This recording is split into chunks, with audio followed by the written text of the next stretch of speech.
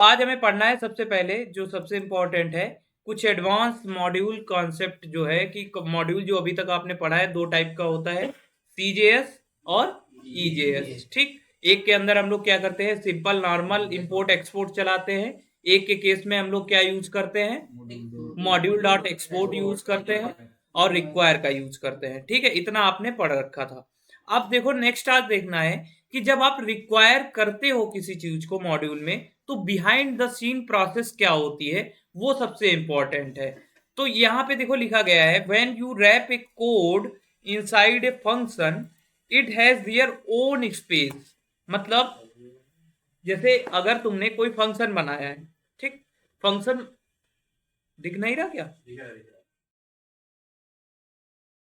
देखो एक फंक्शन तुमने बनाया, तो फंक्शन जब बनाते हो तो फंक्शन में जैसे कोई वेरिएबल डिक्लेयर करते हो तो वो उसके इनसाइड स्पेस में ही रहता है। मतलब अगर आउटसाइड द फंक्शन करने जाओगे तो हमें एरर आती है। ठीक, सेम केस मॉड्यूल में भी है। मॉड्यूल के केस में भी क्या होता है कि मॉड्यूल का एक खुद का स्पेस है, अगर उसमें जो वेरिएबल डिक्लेयर किए हो डायरेक्टली उसको तुम दूसरे कोई फाइल बनाए मॉड्यूल बनाए उसमें एक्सेस नहीं कर सकते। ठीक, तो वही लिखा है module works in same way. So अगर अगर हमको इसको यूज करना है, मतलब सेम वेरिएबल को हम चाहते हैं कि एक मॉड्यूल में हमने डिक्लेयर किया और दूसरे में हम यूज कर लें, for that what we have to do, we have to use export. ठीक, या तो मॉड्यूल डॉट एक्सपोर्ट होगा या एक्सपोर्ट वाला जो सिंपल ईजेएस वाला है वो होगा, इनमें से कोई एक ही तो होगा हमारा। ठीक, तो इसमें तो कोई डाउट नहीं है। ठीक, अब आते हैं सबसे पहले देखो कि जब रिक्वायर कर रहे हैं एट दैट टाइम होता क्या है, मेन लाइन है ये वाली, ये रही, इसको गौर से देखना।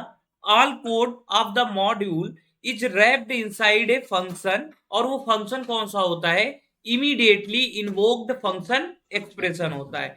फिर बात आती है कि इमीडिएटली इन्वोक्ड फंक्शन एक्सप्रेशन क्या होता है, कोई बताएगा? ये तुम ही लोग बताओगे, जेएस के अंदर पढ़ के आए होगे। ये वो इसी वाला होगा। हाँ, वही इफी का ही नाम है, इमीडिएटली इन्वोक्ड फंक्शन एक्सप्रेशन क्या होता है। तुम दोनों दो बार एक बार पढ़ भी चुके हो तो तुमको तो पता होना चाहिए। फंक्शन को ब्लॉक करता है। हैं? फंक्शन को ब्लॉक करता है, क्या होता है रमाकांत? इमीडिएटली कॉल होता है। ठीक है वैभव जी, क्या पढ़े बताओ उसी से। हाँ तो खोली बताओ उससे देख के क्या होता है, सर्च करो तुम भी लोग बताओ, जीएस पढ़ के आए हो, इफी का तो पता होना चाहिए कि इमीडिएटली इन्वोक्ड फंक्शन एक्सप्रेशन क्या होता है।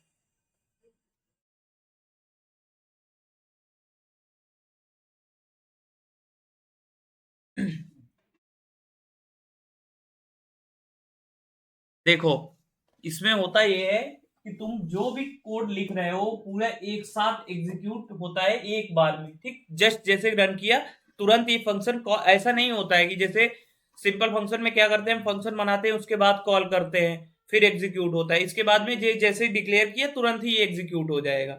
ये एज सिंपल एज दैट होता है। तो इसमें है क्या, देखो सिंपल सा ये तुमने काम किया, अब इसके बाद जो भी मॉड्यूल का कोड आएगा वो इसके अंदर आता है, इस वाले पैरेंथेसिस के अंदर आएगा। वही चीज यहाँ पे इन्होंने लिख भी देखो रखी है कि जो भी कोड हम आएगा हमारा मॉड्यूल वाला वो इन दोनों पैरेंथेसिस के बीच में आ जाता है। तो मतलब मॉड्यूल का कोड जैसे ही रन बटन पे क्लिक करते हो एक साथ पूरा एग्जीक्यूट होता है with the help of IIFE. ठीक, तो किसका हम यूज कर रहे हैं, इमीडिएटली इन्वोक्ड फंक्शन एक्सप्रेशन का यूज कर रहे हैं। तो वही चीज यहाँ पे लिखी गई है कि all code of modules run inside this function if he keeps all your functions and variables private। ठीक, तो इसीलिए होता है क्योंकि ये अब क्या हो जाएंगे प्राइवेट। पता चला मॉड्यूल के अंदर के जैसे जो वेरिएबल बनाते हो क्यों प्राइवेट होते हैं, इसीलिए होते हैं क्योंकि तुम्हारा पूरा कोड किसमें आ रहा है, इफी के अंदर आ रहा है। तो इफी क्या है, एक फंक्शन है, तो फंक्शन के अंदर हमको ऑलरेडी पता था कि फंक्शन में जो वेरिएबल डिक्लेयर करते हो उनको डायरेक्टली आउटसाइड एक्सेस नहीं कर सकते। आप समझ गए किस लिए ऐसा होता है, समझ गए भाई। इफी देखो मॉड्यूल में क्या है, मॉड्यूल अभी तक हमको ये पता चल गया कि ठीक है मॉड्यूल का हम आउटसाइड एक्सेस नहीं कर सकते जब तक एक्सपोर्ट नहीं कर रहे हैं, लेकिन कर क्यों नहीं सकते उसका रीजन है इफी। हमने ये पहले जावास्क्रिप्ट में पढ़ रखा है कि फंक्शन के अंदर अगर कोई हमने बना लिया वेरिएबल या कुछ तो उसको आउटसाइड एक्सेस नहीं कर सकते डायरेक्टली। तो सेम केस हो गया। अब ये क्या हो गया, ये जो पूरा मॉड्यूल है इसको रैप कर दिए हमने किसमें, इफी के अंदर। इफी क्या है? एक फंक्शन है। तो जब पूरे मॉड्यूल को उसके अंदर रैप किए हैं तो उसके जो वेरिएबल हैं उनको आउटसाइड द फंक्शन क्या एक्सेस कर सकते हो? नहीं कर सकते डायरेक्टली। वही चीज लिखी गई है। इसलिए ये होता है कि मॉड्यूल के अंदर जो भी वेरिएबल्स आप लेते हो उनको डायरेक्टली एक्सेस अलाउ नहीं होता है। आप कोई कंफ्यूजन? ठीक है, तो इसको नोट करो।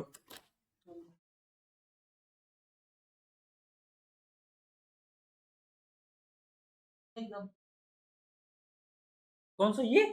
अभी वो बता रहे किस चीज का है।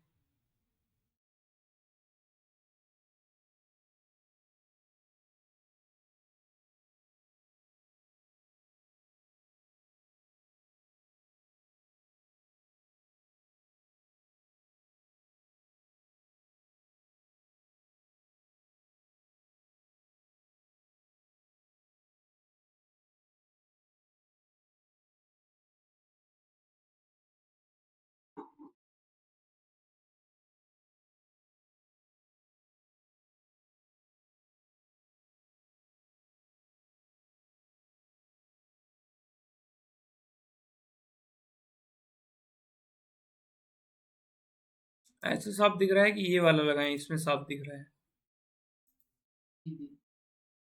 ऐसे ज्यादा सही है।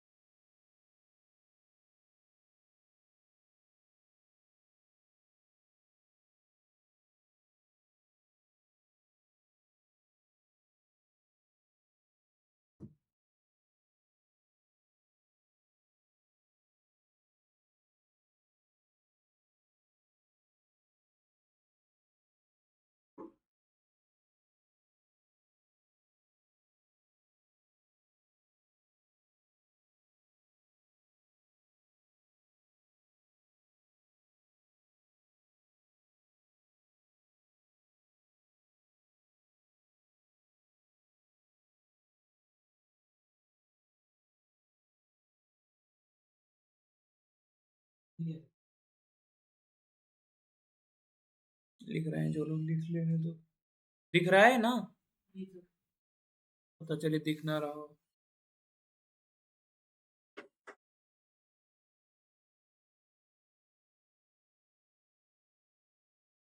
ऊपर करें? ओके, ठीक। अब देखो इसके अंदर अब ये क्या है, जैसे यहाँ पे दो मॉड्यूल हैं, एक है इंडेक्स डॉट जेएस, एक है ऐप डॉट जेएस। अब हमने किया क्या, इसके अंदर एक वेरिएबल बनाया ए, ठीक, एक फंक्शन के अंदर। क्या हम फंक्शन के आउटसाइड एक्सेस कर सकते हैं ए को? इसी वाले के अंदर आउटसाइड एक्सेस करेंगे ए के तो क्या आएगा? एरर आएगी कि नहीं आएगी? अब यहाँ पे हमने क्या किया, एक लिया है वेरिएबल बी, ठीक, क्या किया है, एक वेरिएबल लिया है बी, ये वाला, ठीक। तो इन दैट केस जब ये वेरिएबल ले रहे हो तुम बी, तो अब ये क्या है, ये भी पूरा किसके अंदर है, एक फंक्शन के अंदर है, इफी के अंदर है कि नहीं है? तो जब ये पूरा एक फंक्शन के अंदर है तो क्या, जब इधर हम लोग कंसोल लॉग करेंगे बी को, तो क्या इधर आएगा, क्या आएगा, एरर आएगी, ठीक। लेकिन इन दैट केस अगर हमने इसको एक्सपोर्ट कर दिया, ठीक, तो इन दैट केस क्या एरर आएगी? नहीं आएगी। मतलब क्या कर दिया कि बी को आपने एक्सेस दे दिया है कि आप बी इधर यूज हो सकता है, अगर जहां भी मतलब जिस मॉड्यूल में यूज करना है हम यूज कर सकते हैं, लेकिन उसके लिए पहले हमें उसको इंपोर्ट या फिर रिक्वायर में से कुछ करना पड़ेगा, ठीक। तो यही लॉजिक इसमें चलता है तुम्हारा। अब समझ गए कि अब कोई दिक्कत? अब देखो एक बात बताना, हाँ, जैसे ए को अगर मान लो बाहर एक्सेस करना होगा तो हम उसको किसी और वेरिएबल में स्टोर करके कर सकते थे ना, मतलब एक्सेस करना होगा तो बाहर, हम्म, तो जैसे वैर बी करके और ए कर इक्वल टू ए करके access एक याद है जब जिस दिन मैं आया था उसके दूसरे तीसरे दिन मैंने क्लोजर का कॉन्सेप्ट पढ़ाया था, तो बस वही कॉन्सेप्ट याद कर लो, पता चल जाएगा कैसे एक्सेस करना है। याद है ना, क्लोजर बताया था। अब देखो नेक्स्ट मेन है, ये रहा। अब आपको देखना है कि रिक्वायर जो यूज होता है उसके टोटल 5 स्टेप्स होते हैं, ठीक। रिक्वायर के मैकेनिज्म में मतलब रिक्वायर आप लिखते हो, जैसे यहाँ पे आपने लिखा अगर रिक्वायर, ठीक, रिक्वायर के आगे आपने पाथ देते हो, ऐसे जो भी आपका XYZ पाथ होता है प्रोवाइड करते हो, तो वो पाथ होगा क्या, वो कैसे चलता है, उसके 5 स्टेप्स हैं। उन्हीं 5 स्टेप्स पे अब हमको बात करनी है। ठीक, चलो तो देखो स्टेप्स पहले इधर समझ लो, वो स्टेप्स 5 हैं कौन कौन से, वो नोट करो। सबसे पहला है आपका रिजॉल्विंग, दूसरा है लोडिंग, तीसरा है रैपिंग, चौथा है इवेल्युएटिंग और पांचवा है कैशिंग। टोटल ये 5 स्टेप्स हैं इसके अंदर। नोट करो, फिर बताते हैं एक एक स्टेप में होता क्या है।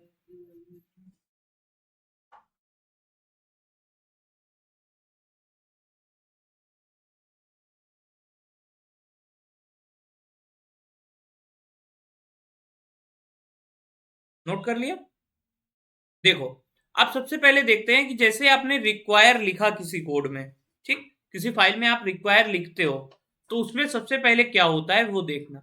तो जो सबसे पहला स्टेप होगा वो कौन सा होगा, रिजॉल्विंग वाला जो स्टेप है, ये आपका सबसे पहला स्टेप होगा। तो रिजॉल्विंग में होता क्या है, रिजॉल्विंग में देखो लिखा गया है Node.js first resolve the path of module.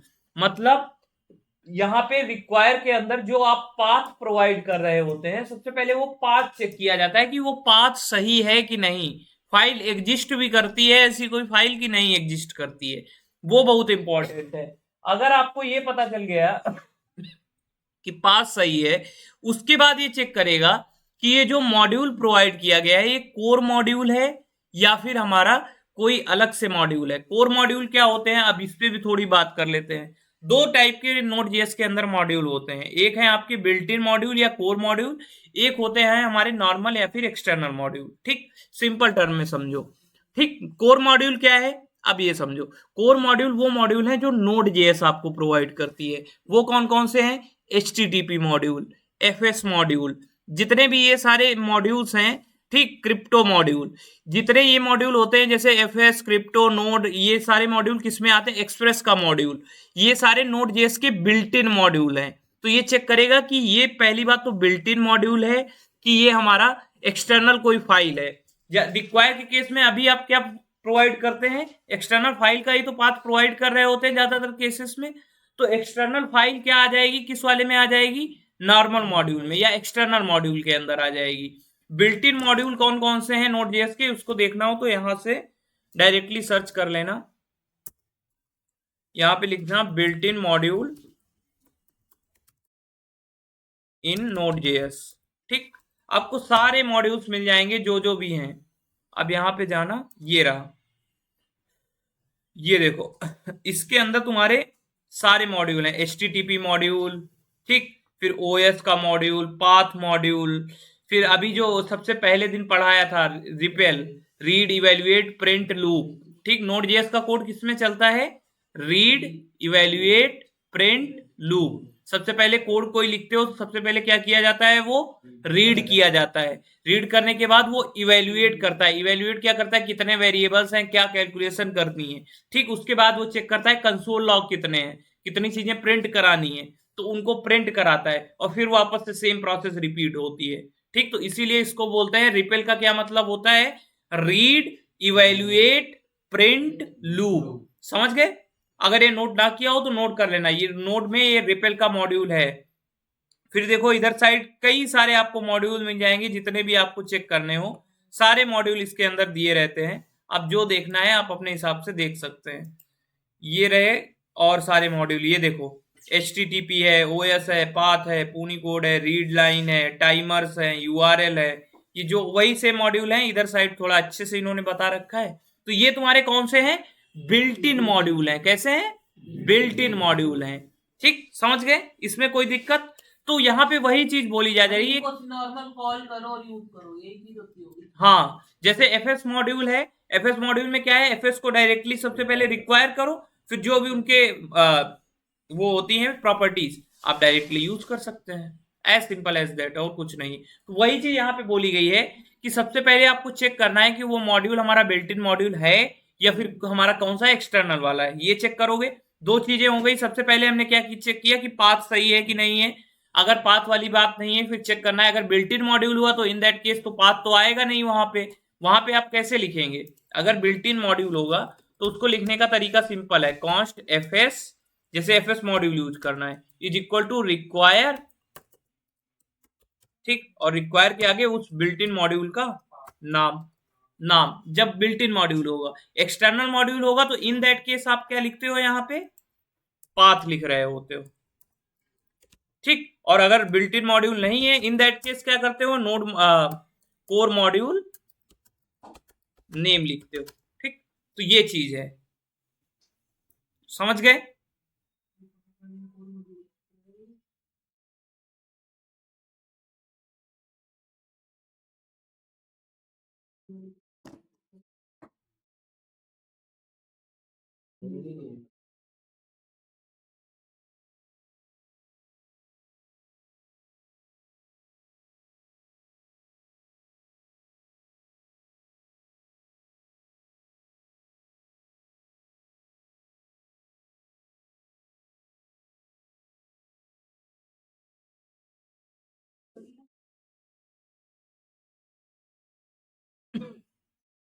चलिए आगे बढ़ते हैं। नेक्स्ट मॉड्यूल का क्या काम है, सबसे पहले वाले में हमने क्या देखा, सबसे पहले क्या देखेगा, पाथ चेक करेगा, फिर उसके बाद वो चेक करेगा कि बिल्ट इन मॉड्यूल है कि नहीं है, ठीक। दो ही चीजें इसको मेन देखनी है।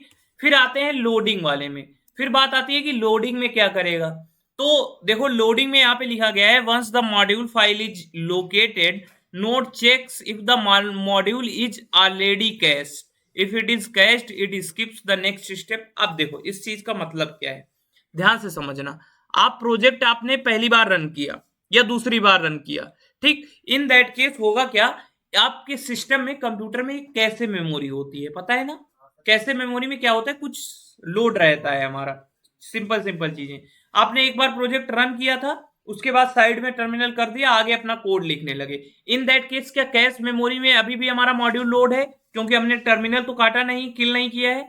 तो कैश मेमोरी में क्या रहेगा, हमारा मॉड्यूल अभी भी लोड रहेगा। और अगर टर्मिनल आपने किल कर दिया है, इन दैट केस क्या करना पड़ेगा, उसको वापस से मॉड्यूल को लोड करना पड़ेगा, किसमें, कैश मेमोरी के अंदर। तो वही चीज बोली जा रही है कि दूसरे स्टेप में क्या होता है, अगर हमने टर्मिनल किल नहीं किया है, इन दैट केस क्या होगा, कैश मेमोरी के अंदर हमें वापस से लोड नहीं करना पड़ेगा। अगर आपने किल नहीं किया है, और किल कर दिया है तो क्या करना पड़ेगा, कैश मेमोरी में लोड करना पड़ेगा। तो ये स्टेप हो सकता है, अगर आपने टर्मिनल किल नहीं किया होगा तो नहीं परफॉर्म होगा, और किल कर दिया होगा तो सेकेंड स्टेप परफॉर्म होगा, ठीक। ये है मेन डिफरेंस इसके अंदर। तो सेकेंड स्टेप में क्या करते हैं, समझ आया, ठीक। हाँ ठीक, कैश मेमोरी जो है उसके अंदर तुम्हारा मॉड्यूल अगर लोड किया जाएगा, एज सिंपल एज दैट, ऐसा समझ लो।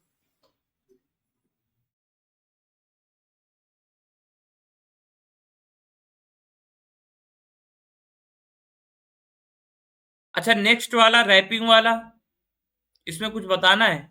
नहीं, वो रैप हो जाता है। रैप किसमें होगा, किसमें होगा रैप, इफी के अंदर होगा भाई, और कुछ थोड़ी होगा। किसके अंदर रैप करोगे, इफी के अंदर ही करने वाले। उससे क्या हो जाएगा, उसको प्राइवेट स्पेस मिल जाएगा, बस। और कुछ थोड़ी है, प्राइवेट स्पेस के अंदर ही तुमको इसको करना है। तो बस डायरेक्टली आप क्या कर देंगे, प्राइवेट स्पेस में ये आ जाएगा, सारे वेरिएबल्स क्या हो जाएंगे, प्राइवेट हो जाएंगे। डायरेक्टली एक्सेस अवेलेबल नहीं होगा। अगर एक्सेस करना है तो उस केस में एक्सपोर्ट या मॉड्यूल डॉट एक्सपोर्ट में से कुछ यूज करना पड़ेगा, ठीक।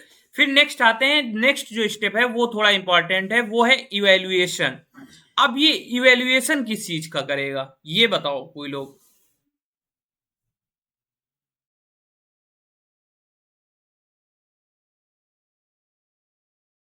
हम्म चेक करेगा कोड को, हम्म कि भाई जो इंपोर्ट करा हमने हम्म वो सही हो रहा है नहीं हो रहा,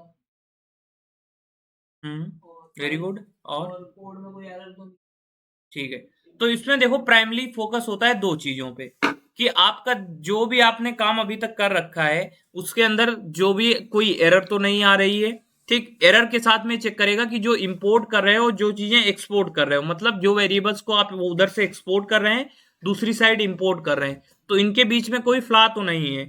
इस चीज को ये एड्रेस करेगा और इसको चेक करेगा, इतना इसका काम है, सिर्फ एरर चेक करना कि कोई एरर तो नहीं है। और इस साइड में जो भी आप इंपोर्ट एक्सपोर्ट कर रहे हैं, इस दौरान कोई हमारा एरर या इश्यू तो नहीं आ रहा है, इतना ही इसको चेक करना होता है, ठीक है। समझ गए? नेक्स्ट है, ये लास्ट वाला देख लो फिर करते रहना। नेक्स्ट है कैशिंग। कैशिंग के अंदर क्या है? कैशिंग में हमारा यही चीज होती है, after evaluating Node caches the module in memory. ठीक, this means function require calls for the same module will retrieve directly from the cache. अब वही चीज लिखी गई है, टर्मिनल आपने किल नहीं किया, इन दैट केस क्या है, कैश मेमोरी में ऑलरेडी लोड है हमारा वो मॉड्यूल। ठीक, तो इस केस में क्या करना पड़ेगा, उसको फिर से लोड करने की नीड नहीं पड़ेगी। वही चीज यहाँ पे दिखाई गई। अगर टर्मिनल को आपको टर्मिनल के अंदर मतलब जो आपकी कैश मेमोरी है उसमें मॉड्यूल ऑलरेडी लोड है तो उसको आपस से लोड नहीं करना पड़ेगा, वो वहीं से पिकअप कर लेगा, उसका काम हो जाएगा और प्रोसेस आपकी फास्ट हो जाएगी। वो चीज यहाँ पे दिखाई गई है। ठीक, अब यही चीज का ऊपर तुम्हारा ये दिया गया है विजुअल रिप्रेजेंटेशन, किसकी फॉर्म में, ये रहा फ्लो चार्ट की फॉर्म में। अब इसको देख लो, इसमें देखो यही चीज दिखाया गया है, लोडिंग वाला है, फिर कोर मॉड्यूल्स हैं, रिलेटिव एब्सोल्यूट पाथ है, नोड मॉड्यूल डायरेक्टरी है। पहला वाले के अंदर ये हो गया, सेकंड में कैश्ड अनकैश्ड चेक करना। ठीक, उसके बाद ये रैपिंग वाला कोड है। तो ये सारे अपने हिसाब से अभी ये जब फाइल अभी शेयर करेंगे तो इसमें पढ़ लेना। ठीक, इसमें कुछ नया नहीं है, अगर बनाना हो तो बताओ, दिखा दें, आप बना लो अपने हिसाब से। रिलेटिव एब्सोल्यूट वो पाथ होता है जब आप पाथ प्रोवाइड करते हैं कोई फाइल का पर्टिकुलर। ठीक, वो पाथ कौन सा होता है, वो रिलेटिव और एब्सोल्यूट पाथ के अंदर आता है तुम्हारा। और जब कोर मॉड्यूल्स करते हो तो उस केस में मॉड्यूल्स का पाथ आता है। मॉड्यूल्स का पाथ क्या आता है, सीधे नेम ही लिखते हैं आप लोग, तो ये है उसमें। राइट क्लिक करता है उस पे आता है रिलेटिव पाथ। हाँ वही जो भी है, कोई इमेज वगैरह। तो इसको अपने हिसाब से कर लेना। इसके बाद नेक्स्ट आएगा, वो हम लोग देखेंगे नोड जेएस के अंदर सिंक्रोनस और एसिंक्रोनस पे हमारी बात होने वाली है। ठीक, और इसको और बहुत अच्छे से पढ़ना है क्योंकि आगे जो कोड लिखने वाले हो इसमें इस चीज का बहुत काम है कि सिंक्रोनस कोड आप लिख रहे हैं या एसिंक्रोनस कोड लिख रहे हैं। ठीक, तो इसको अच्छे से पढ़ लेना अपने हिसाब से। अब इसको नोट कर लो जैसे भी आपको नोट करना हो, बाकी देखते हैं आगे।